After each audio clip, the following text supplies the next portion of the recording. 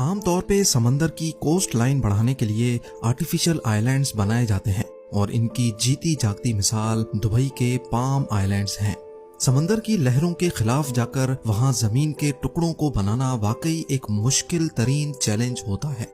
लेकिन आज आप एक ऐसी सिटी के बारे में जानेंगे जिसको समंदर में नहीं बल्कि समंदर को रेगिस्तान तक लाया गया है। जी हाँ, यहाँ बात हो रही है कुवैत में मौजूद सबा अल अहमद सी सिटी की, जो कुवैत के बिजनेस टाइकून खालिद अल मरजूक का ख्वाब था। कुवैत की कड़कती गर्मी और रेगिस्तान के बीचों बीच खूबसूरत शेप का समंदर और इसके गिर्द 2.5 लाख लोगों के लिए एडवांस्ड इंफ्रास्ट्रक्चर बनाना एक ऐसा मिशन था जिसमें इंजीनियर्स को कुदरत के कानूनों के खिलाफ जाकर काम करना पड़ा। लेकिन सवाल ये है कि कुवैत को इस मेगा सी सिटी की जरूरत ही क्यों पेश आई। इसमें ऐसी क्या कॉम्प्लिकेशंस पैदा हो गईं कि पिछले 32 सालों से इस पे आज तक काम किया जा रहा है, और सबसे बढ़कर ये कि सी सिटी को बनाने में इंजीनियर्स को किस हद तक जाना पड़ा। नाजरीन, कुवैत दूसरों के मुकाबले में है तो बहुत छोटा, लेकिन उसके बावजूद भी ये मिडिल ईस्ट का दूसरा अमीर तरीन मुल्क है। कुवैत इतना अमीर मुल्क है कि दुनिया की सबसे ज्यादा वैल्यू रखने वाली करेंसी कुवैती दिनार ही है। जहां हमें इंडिया में 78 रुपीस का $1 और पाकिस्तान में 200 रुपीस का $1 मिलता है, वहीं कुवैत में एक कुवैती दिनार के बदले में $3.2 मिलते हैं। और इसकी सबसे बड़ी वजह यहाँ से निकलने वाला क्रूड ऑयल है। ऑफिशियल रिपोर्ट्स के मुताबिक हर साल कुवैत लगभग 300 करोड़ बैरल से ज्यादा ऑयल प्रोड्यूस करता है। एक तो इतनी ज्यादा ऑयल प्रोडक्शन और फिर ऊपर से कुवैत की पॉपुलेशन भी सिर्फ 42 लाख ही है। यही वजह है कि यहाँ का हर एक शख्स जरूरत से ज्यादा अमीर है। कुवैत में एक्सपेंसिव कार्स, यॉट्स, लग्जरी विलास और ऐशो आराम वाली तमाम चीजें रखना एक आम सी बात समझी जाती है। और ये सब कोई अभी से शुरू नहीं हुआ, बल्कि कुवैत की किस्मत 85 साल पहले बदली थी, जब यहाँ से पहली बार ऑयल निकलना शुरू हुआ था। 1980s में कुवैत के पास पैसा तो बहुत था, लेकिन अब इनके पास लग्जरी विलास बनाने के लिए जगह कम पड़ गई थी। कुवैत का तकरीबन सारा एरिया ही बंजर रेगिस्तान से भरा हुआ है। यहाँ पर बेसिक फैसिलिटीज ना होने की वजह से रहना काफी मुश्किल होता है। इसी वजह से सबकी कोशिश थी कि समंदर के किनारे अपना विला या फार्म हाउस बनाया जाए ताकि ठंडी हवा के मजे लिए जा सकें। बढ़ती हुई डिमांड को देखते हुए कुवैती बिजनेस टाइकून खालिद अल मरजूक ने एक ऐसी लग्जरी सिटी बनाने का ख्वाब देखा जिसका हर विला, हर मेंशन प्राइवेट बीच पे बना हुआ होगा। लेकिन ऐसा सिर्फ तब मुमकिन होता जब कुवैत की कोस्ट लाइन पर कोई जगह खाली होती।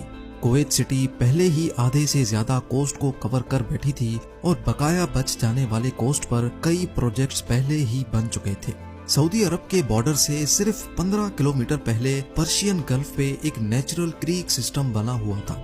लहरों के प्रेशर से इन क्रीक्स में पानी काफी अंदर तक जाता था। ये देखकर खालिद मरजूक को आइडिया आया कि क्यों ना इन नेचुरल क्रीक्स को इस्तेमाल करके यहाँ एक पूरी सिटी बनाई जाए, जिसमें इन क्रीक्स को एक्सटेंड करके अपनी मर्जी की शेप दी जाए।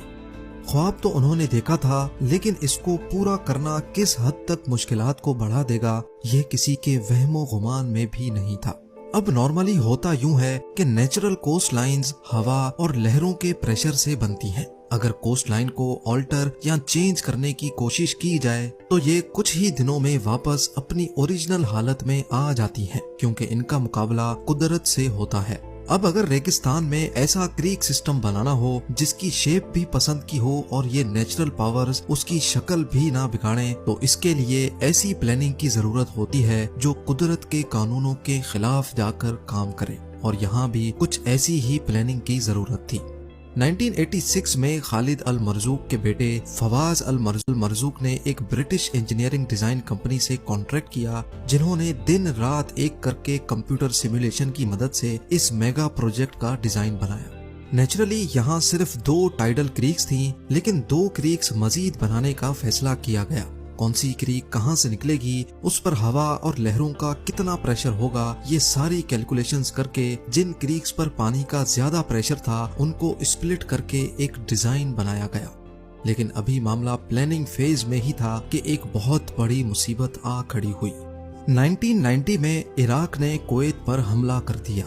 इराकी सोल्जर्स सिर्फ 2 दिन के अंदर अंदर पूरे कुवैत पर कब्जा करके बैठ गए। सी सिटी की कंस्ट्रक्शन तो बहुत दूर की बात थी, इस दौरान तो लोगों के चले चलाए बिजनेस भी ठप हो गए और लोकल्स अपने घरों में बंद रहने पर मजबूर हो गए। अमेरिकन एलाइज ने कुवैत की मदद की और इराक के खिलाफ मुकाबला किया। 1 साल तक ये मामला चलता रहा, लेकिन जब इराकी सोल्जर्स कमजोर पड़ गए तो उन्होंने जाते जाते कुवैत की 700 से ज्यादा ऑयल वेल्स पर आग लगा दी। ना सिर्फ इतना, बल्कि इराकी सोल्जर्स ने ऑयल वेल्स के आसपास अंडरग्राउंड माइंस इंस्टॉल कर दी ताकि कोई भी आग को बुझाने की हिम्मत ना कर सके। ये आग इतनी खतरनाक थी कि अगले 10 महीनों तक ये नॉन स्टॉप जलती रही। एक एस्टीमेट के मुताबिक तेल के इन कुओं पर आग लगने से कुवैत को रोजाना 60 लाख बैरल्स का नुकसान हुआ था, यानी टोटल 10 महीनों के 180 करोड़ बैरल्स का नुकसान। पूरी दुनिया में 15 दिनों तक जितना ऑयल आज इस्तेमाल किया जाता है उतना ही ऑयल कुवैत में जला दिया गया था। 10 महीनों के बाद जाकर कुवैत ने इस आग पर $1.5 अरब खर्च करने के बाद काबू पाया। यह हिस्ट्री का एक ऐसा वाकया था जिसने अगले कई सालों तक कुवैत को खोखला करके रख दिया। जब कुवैत इस मसले से निकला तो तब तक बहुत देर हो चुकी थी। एक और गल्फ कंट्री में ऐसे प्रोजेक्ट्स जन्म ले चुके थे कि इनके सामने कुवैत सी सिटी का प्रोजेक्ट किसी खाते में ही नहीं था। जी हाँ, हम बात कर रहे हैं दुबई की। यहाँ दुनिया का सबसे महंगा 7 स्टार होटल बन चुका था और आर्टिफिशियल आइलैंड्स के कई प्रोजेक्ट्स की कंस्ट्रक्शन भी स्टार्ट हो चुकी थी। और तो और दुनिया की सबसे ऊंची बिल्डिंग बुर्ज खलीफा की कंस्ट्रक्शन भी स्टार्ट हो चुकी थी। दुबई ज्यादातर इंटरनेशनल अट्रैक्शन पहले ही ले चुका था, लेकिन फिर भी कुवैत ने 2004 में सी सिटी की कंस्ट्रक्शन का काम स्टार्ट कर दिया। सी सिटी का ये प्रोजेक्ट 5 फेजेस में डिवाइड किया गया और फैसला किया गया कि एक एक करके फेजेस कंप्लीट किए जाएंगे। सबसे पहला काम था फेज 1 और 2 पे खुदाई करने का। इसके लिए 40 bulldozers, 90 articulated dumpers, 87 एक्सकवेटर्स, 48 dump trucks और 6 क्रेन्स मंगाई गई। ये कोई आम खुदाई नहीं थी क्योंकि रेगिस्तान के इस हिस्से में सिल्ट पाई जाती है। सिल्ट एक बहुत सॉफ्ट किस्म की सैंड होती है जिसके ऊपर कोई भी बिल्डिंग खड़ी नहीं हो सकती। बिल्डिंग तो क्या, इस पर चलना भी बहुत मुश्किल होता है। लिहाजा पहले खुदाई करके ऊपर वाली लेयर से रेत अलग की गई और फिर नीचे से सिल्ट को बाहर निकाला गया। उसके बाद वही रेत डालकर जमीन का लेवल बढ़ाया गया ताकि आने वाले सालों में ग्लोबल वार्मिंग की वजह से समंदर का लेवल बढ़े तो इससे साहिल पर बनने वाले विलास पर कोई असर ना हो।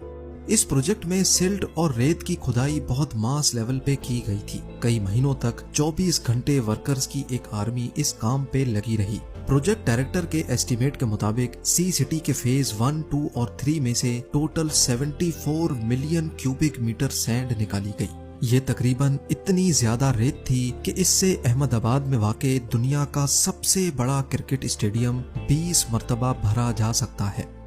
रेत से लेवल तो इंक्रीज हो गया था, लेकिन इसको अब कंप्रेस करने का वक्त आ चुका था क्योंकि ये रेत फिलहाल बहुत लूज थी और किसी भी बिल्डिंग की फाउंडेशन को बर्दाश्त नहीं कर पाएगी।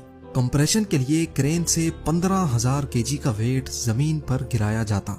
जिस जगह पर ये लोड गिरता वहाँ एक बहुत बड़ा गड्ढा बन जाता था। एक दिन में 1200 मरतबा 15 टन का ये वजन जब जमीन पर गिराया जाता तो कुछ ऐसा मंजर देखने को मिलता था। बाकी सब चीजें तो अपनी जगह, लेकिन एक मसला ऐसा था जिसका डर अंदर ही अंदर सबको खाए जा रहा था। इन आर्टिफिशियल क्रीक्स में जब समंदर का पानी डाला जाएगा तो क्या ये पानी नेचुरल तौर पे फ्लो करेगा भी कि नहीं। अगर पानी वक्त पे चेंज ना हुआ तो इसमें फंगस पैदा हो जाएगा और बदबूदार पानी इस प्रोजेक्ट को बुरी तरह से फेल भी कर सकता है। इस मसले से निपटने के लिए टाइडल गेट्स इंस्टॉल करने का फैसला किया गया। टाइडल गेट एक ऐसा मैकेनिकल गेट होता है जो सिर्फ एक तरफ से आने वाले पानी के प्रेशर पे खुद ब खुद खुल जाता है। जब समंदर से आने वाली वेव्स बंद या कम हो जाएंगी तो ये गेट अपने आप वापस बंद हो जाएगा। कंप्यूटर सिमुलेशन पे टेस्ट करने के बाद ये नोटिस किया गया कि टाइडल गेट लगने के बाद क्रीक्स का 100% पानी ऑटोमेटिकली चेंज हो जाएगा। टाइडल गेट का मसला तो सिर्फ एक बड़े मसले का सॉल्यूशन था, लेकिन अभी कई और मसलों से निपटना बाकी था। सी सिटी के इस प्रोजेक्ट में टोटल 250 किलोमीटर के नए बीचेस बनने जा रहे थे, यानी जितनी कुवैत की अपनी कोस्ट लाइन है उससे भी ज्यादा लंबी ये कोस्ट लाइन होने वाली थी। इतने ज्यादा नए बीचेस के लिए वो खास सैंड भी चाहिए होगी जो आम तौर पे हमें बीचेस पे मिलती है। अब इतनी ज्यादा सैंड लाई कहां से जाए, ये एक बहुत बड़ा सवाल था। एक्सपर्ट्स ने इसका भी एक सॉल्यूशन निकाल ही लिया। नॉर्मल डेजर्ट सैंड जिसकी कुवैत के पास कोई कमी नहीं थी, उसमें हर साइज के पार्टिकल्स होते हैं। बीच पे जो सैंड मौजूद होती है उसमें सैंड के पार्टिकल्स का साइज ज्यादा बड़ा होता है। लिहाजा अब फैसला किया गया कि नॉर्मल डेजर्ट सैंड में से मोटे साइज के पार्टिकल्स को फिल्टर किया जाएगा। रेत को पानी से धोकर उसमें से मोटे साइज के रेजों को अलग किया गया। सिर्फ एक बार नहीं बल्कि ये प्रोसेस 4 बार किया जाता था। पानी से धोने और फिल्टर करने के इस प्रोसेस में जो रेजे बच जाते थे वही बीच के लिए परफेक्ट थे। एक दिन में 4000 टन रेत को लाया जाता और पानी से धोकर उसको फिल्टर किया जाता था, और ये पूरा प्रोसेस कई महीनों तक दिन रात चलता रहता। बीचेस की सैंड को लहरों के प्रेशर से बचाने के लिए पत्थरों की वॉल्स भी बनाने का फैसला किया गया। इन वॉल्स पर लगाए जाने वाले पत्थर बॉर्डर के उस पार सऊदी अरब की एक स्टोन क्वारी से लाए जाते थे, क्योंकि कुवैत के पास अपनी एक भी स्टोन क्वारी नहीं थी। पूरे 6 सालों की मेहनत के बाद सी सिटी के 3 फेज कंप्लीट हो चुके थे। अब बारी थी एक आलीशान लॉन्च पार्टी की। कुवैत के उस वक्त के अमीर सबा अल अहमद ने इस प्रोजेक्ट का भरपूर अंदाज में इफ्तिताह किया और इसी मौके पर इन्होंने इस प्रोजेक्ट को अपने नाम से भी जोड़ने का फैसला किया, और तब से लेकर ये प्रोजेक्ट सबा अल अहमद सी सिटी के नाम से पहचाना जाता है। ये अपनी तर्ज का एक इंतहाई कॉम्प्लेक्स मेगा प्रोजेक्ट है जिसके अभी तक सिर्फ 4 फेज कंप्लीट हुए हैं और 5th फेज की कंस्ट्रक्शन अभी तक चल रही है। पिछले 32 सालों से कुवैत इस प्रोजेक्ट को पूरा करने के लिए कई मुश्किलात को झेल चुका है, और इसमें पेश आने वाले इंजीनियरिंग चैलेंजेस को सिर्फ एक छोटी सी वीडियो में बयान करना खासा मुश्किल है। उम्मीद आप लोग भरपूर लाइक और शेयर करेंगे। आप लोगों के प्यार भरे कमेंट्स का बेहद शुक्रिया। मिलते हैं अगली शानदार वीडियो में।